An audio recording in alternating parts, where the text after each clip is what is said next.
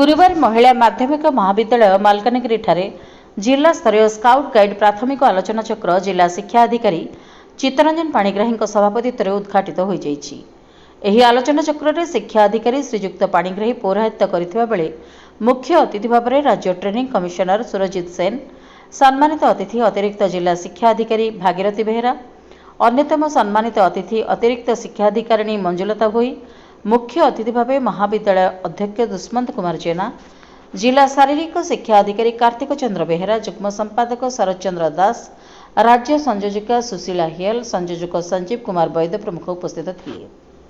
संयोजक ममता सह संयोजक रतिकांत धन्यवाद अर्पण करते। जुग्म संपादक शरद चंद्र दास प्रधान शिक्षक मान सहित प्रत्येक विद्यालय जड़े लेखाए शिक्षक शिक्षयित्री स्काउट गाइड भाव में उपस्थित थे। यह कार्यक्रम में जिलूर प्राय समस्त विद्यालय प्राय 250 जन शिक्षक शिक्षयित्री उपस्थित रही। कार्यक्रम द्वितीय अधिवेशन में स्काउट गाइड उपर स्टेट आरपी अविनाश गडनायक शिक्षक मानक शिक्षादान करते। अन्य शिक्षक दीनबंधु बेज, जितुरंजन स्वाई, वासुदेव पंडा, सुकुमार पंडा, विपिन साहू, स्मृतिरेखा ओझा, शंकर महापात्र, किरण बाला राउत, प्रशांत मिश्र, चतुर्भुज दास सहयोग द्वारा कार्यक्रम सफल हो पारिथिला।